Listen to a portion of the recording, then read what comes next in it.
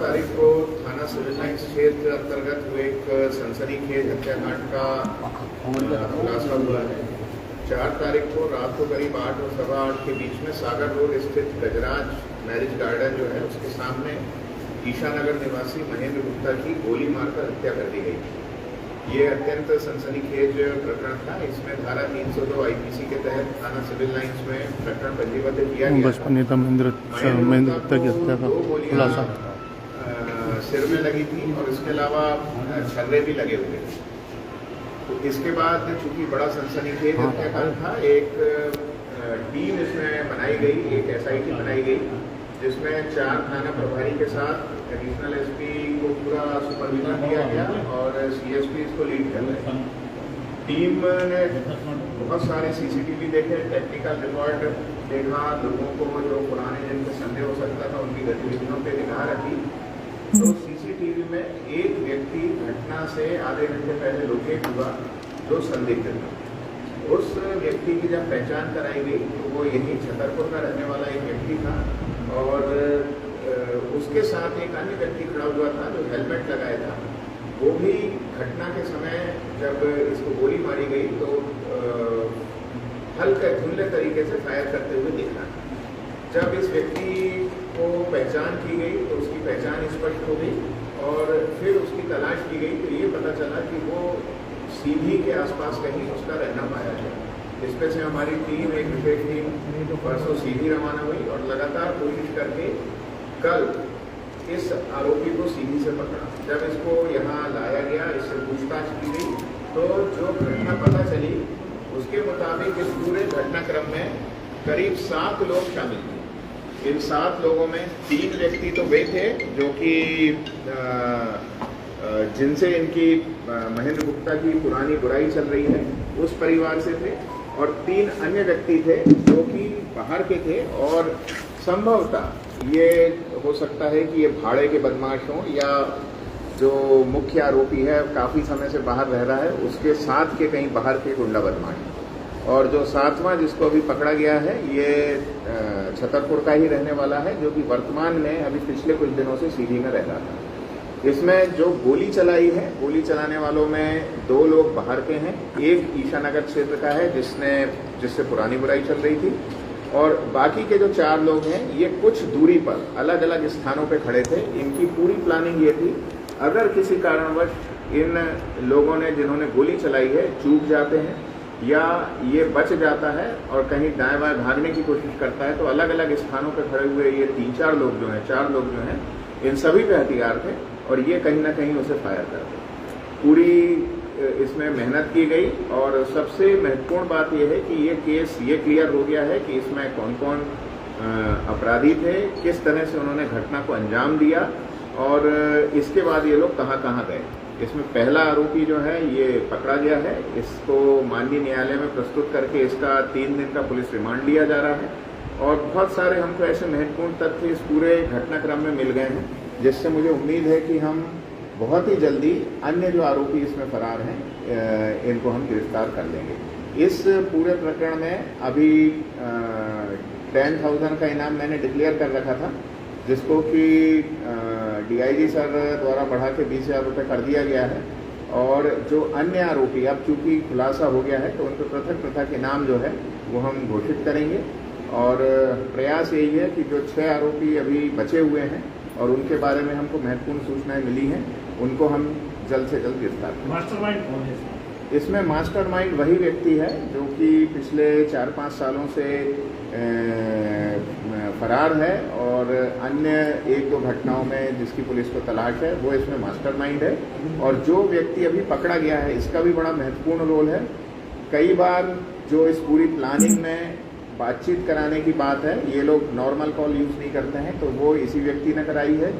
यहाँ पर छतरपुर में उसने एक मकान या एक कमरा किराए पे लिया था और ये जो हत्यारे हैं ये रैकी करने के लिए और प्लानिंग करने के लिए बीच बीच में उस कमरे में आए तो वो भी इसी ने दिलाया था। तो जो पूरी साजिश थी उसमें ये मुख्य रूप से शामिल है। हत्या की प्लानिंग कितने समय से हो गई? ये हत्या की प्लानिंग काफ़ी समय से हो रही थी, परंतु जनवरी के लगभग दूसरे सप्ताह से इन्होंने इसमें तेजी लाई। जैसा मैंने बताया, इन्होंने यहाँ पे एक कमरा किराए पे लिया और उसके बाद इनका कई बार आना हुआ। आके इन्होंने पूरी प्लानिंग की और जिस दिन ये घटना हुई है उसका भी इनको पूरी जानकारी थी कि आज ये आने वाला है और फला जगह जाएगा, और इस पर से उन्होंने पीछा किया। ये तो सीसीटीवी में क्योंकि टीम ने काफ़ी मेहनत से इसको देखा था, तो ये आइडेंटिफाई हुआ और उससे इस प्रकरण का खुलासा। सर, क्या इनके साथ का भी कोई व्यक्ति इन्फॉर्मर के रूप में इनको सूचना देता था कि कहाँ जाएंगे? क्योंकि ऐसा हो सकता है कि नहीं, जैसा मैंने बताया कि इनके साथ जो 7 आरोपी अभी हमें समझ में आए हैं, या जो अभी प्रथम दृष्टया हमारे इसमें जो 7 आरोपी आए हैं, एक हमें मिल गया है और 3 ईशानगर क्षेत्र के ही रहने वाले हैं। तो निश्चित तौर पे जब 3 ईशानगर क्षेत्र के रहने वाले हैं तो इनकी गतिविधि जो है उस पर निगाह रखना कोई इनके लिए कठिन काम नहीं है। सर, मास्टरमाइंड के साथ बुराई क्या चल रही थी? हाँ, अभी इससे कुछ असलहा बरामद हुआ है और जैसा मैंने बताया कि अभी हमारे पास टाइम ज़्यादा नहीं था, क्योंकि इसको सीधी से हम लेके आए थे और 24 घंटे के अंदर माननीय न्यायालय के समक्ष प्रस्तुत करना कानून हमारा कहता है। तो माननीय न्यायालय के समक्ष इसको प्रस्तुत किया जा रहा है, किया गया है, और इसके रिमांड अवधि में अभी हम इससे और पूछताछ करेंगे और हमें उम्मीद है कि इस केस से संबंधित महत्वपूर्ण साक्ष्य हम इससे बरामद कर पाएंगे। सर, पुरानी ईशानगर क्षेत्र से एक व्यक्ति गायब है लंबे समय से, उसकी गुमशुदगी भी कायम है, शायद हो सकती है पुलिस में उसका भी इसमें कोई रोल है, क्योंकि वो शायद गवाह था इस मामले में। ये जैसा मैंने बताया, ये जो प्रकरण है काफ़ी लंबे समय से चलता चला आ रहा है। करीब 25-30 साल की ये बुराई है और इसमें अनेकों प्रकरण ईशानगर में सिविल लाइंस में कायम हुए हैं, और ये एक व्यक्ति के बारे में जरूर इस तरह की बातें सुनने में आती हैं कि इसी प्रकरण से संबंधित था, परंतु वो अभी मिसिंग है। उसके बारे में भी चूंकि एक नया केस अभी हो गया है, हम साइमल्टेनियसली उसको भी देख रहे हैं। उस संबंध में यदि कुछ साक्ष्य प्राप्त होंगे तो हम कर रहे हैं। सर, बुराई किस बात की थी इन लोगों की पुरानी? ये इनकी पुरानी बुराई जो है, ये भी कुछ पैसे के लेन देन को चालू हुई थी 1997-98 में, और इसके बाद उसमें तरह तरह के एंगल जुड़ते रहे। फिर जो महेंद्र गुप्ता हैं, जिनकी 4 तारीख को हत्या हुई है, इनके बड़े भाई की हत्या हुई है, और इसी प्रकार जो मुख्य आरोपी है उसके चाचा और एक अन्य की। तो ये करीब 25-30 साल पुरानी विवाद है, और इसके पहले जो है ये जरूर बताया जाता है कि इस तरह का कोई विवाद नहीं था और कुछ बातचीत थी, परंतु पैसे के लेन देन को लेकर विवाद चालू था। राजनीतिक बुराई तो नहीं है कोई? नहीं, इसमें राजनीतिक बुराई का अभी तक कोई एंगल हमारे सामने नहीं है। तो बाकी आरोपी कब तक पकड़े जाएंगे? जैसा मैंने बताया कि सबसे महत्वपूर्ण बात ये रही कि इस केस में बहुत ही जल्दी हमने ये ट्रेस कर लिया कि प्लानिंग कैसे हुई, कौन कौन लोग थे और क्या था, और इस आरोपी के पकड़े जाने से हमें बहुत सारे क्लू मिले हैं और उन क्लू पे हम काम करेंगे और जल्द से जल्द हम इसमें गिरफ्तारी करेंगे। क्या सर, जो शूटर बुलाए गए थे तो क्या ये पैसों में बुलाए गए? नहीं, अभी जैसा मैंने बताया, अभी हमें आप देख रहे हैं बसपा के नेता महेंद्र गुप्ता की निर्मम हत्या के बाद आज खुलासा किया जा रहा है। एक मुख्य आरोपी को पकड़ लिया गया, बाकी इसमें 6 मुख्य आरोपी और हैं। कुल 7 लोगों ने मिलकर ट्रैप लगाकर निर्मम हत्या की थी और 2-3 राउंड में लोगों को खड़ा किया गया था अगर ये भागे तो उन्हें कैसे मारना है, लेकिन पहले ही प्रयास में उन्हें गोली मार दी गई और उनकी दुखद मृत्यु हो गई। तो आज पुलिस अधीक्षक अमित सांघी ने इसका खुलासा किया है। पूरी टीम जो है इस केस में लगी हुई थी सिविल लाइन थाने की,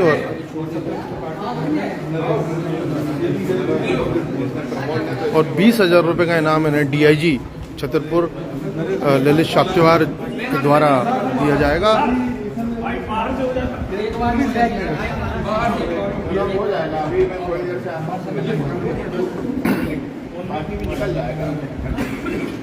तो 10,000 का इनाम घोषित था और अब DIG ललित शाक्यवार ने पुलिस अधीक्षक अमित सांघी की अनुशंसा पर 20,000 रुपये का इनाम इस पूरी टीम को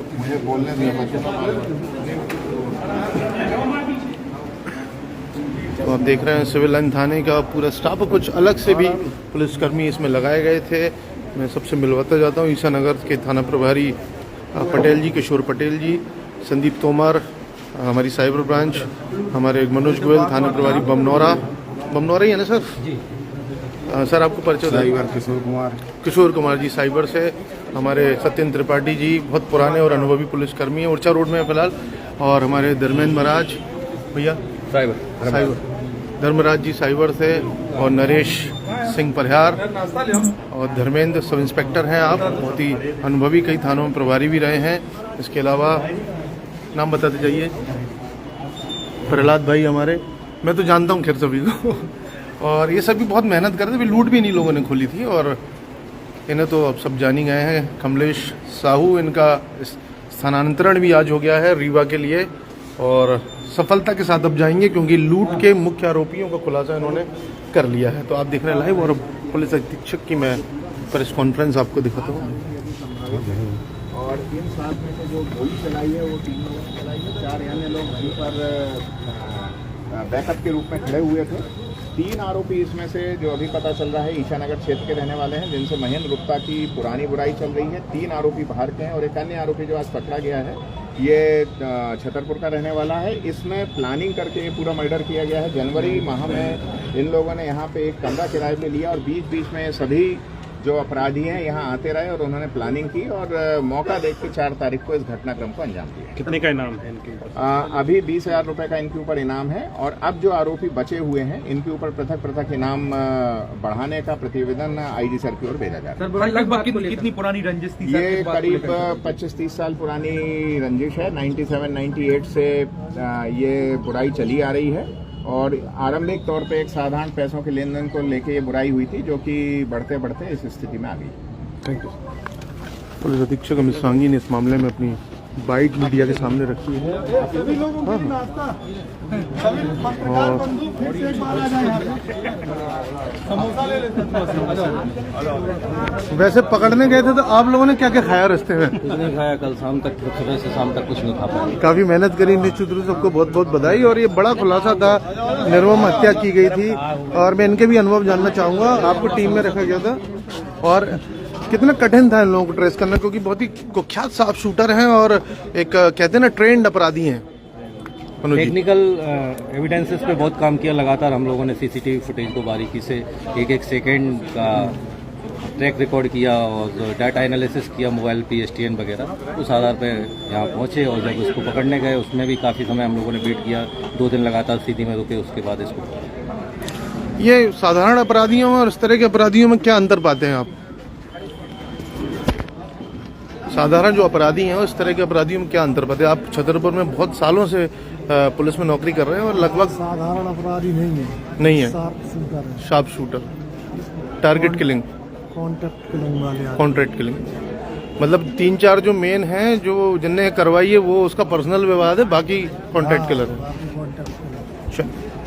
अब मैं बात करता हूँ कमलेश साहू जी से, थाना प्रभारी सिविल लाइंस। कैसा रहा ये सफर? अभी 3 दिन पहले ही आपने लूट का खुलासा कराया था, 3-4 दिन हुए, और अभी हत्या का, निर्मम हत्या का खुलासा भी किया गया। कितनी मेहनत करना पड़ी आप लोगों को? इसमें क्या है कि जैसे ये घटना घटी थी, श्रीमान पुलिस अधीक्षक महोदय जी ने एक अच्छी टीम गठित की थी। 2-3 टीम बांट दी थी, इसमें 2 कार्यों का विभाजन हो गया था। तो अपनी एक्सपर्ट टीम जो थी, तकनीकी टीम थी, तो अपन ने एक टीम लगा रखी थी जिसमें 4 से 5 लोग काम कर रहे थे। सीसीटीवी फुटेज, जिसमें सैकड़ों सीसीटीवी फुटेज खंगाले गए। हमको एक ऐसा फुटेज मिला जिसमें 2 व्यक्ति काफ़ी संदिग्ध लग रहे थे, क्योंकि जैसे ही घटना घटी वो 25 मिनट एक जगह पे खड़े रहते हैं। इसके बाद जैसी घटना घटी वो वहाँ पे पहुँच जाते हैं, और जो यहाँ की हुलिया थी वही घटना करते हुए उसमें हुलिया पाई गई। शक गहराया। मतलब पहले वो रेकी कर रहे थे और उसके फिर घटना में पहुँच गए। टेक्निकल रूप से उन्हें जब अपन ने परीक्षण किया, वही व्यक्ति पाए गए, जिसमें एक व्यक्ति की बहुत ही मुश्किल से मतलब शिनाख्त हो पाई थी, और उसका पता चल जाने पर टीम श्रीमान पुलिस अधीक्षक महोदय ने टीम भेजा, और उसको अपन लोग पकड़ के लिया, और ये मामले का खुलासा हुआ। चलिए बधाई, आपको 20,000 रुपये आपकी टीम को मिला है इनाम स्वरूप। पैसे की कोई बात नहीं, लेकिन इनाम मिलना एक बड़ी बात है। बहुत बहुत शुभकामनाएं। सिविल लाइन थाना प्रभारी थे, और इस समय हम लोग प्रेस कॉन्फ्रेंस हॉल में हैं, और बड़ी सफलता निश्चित रूप से।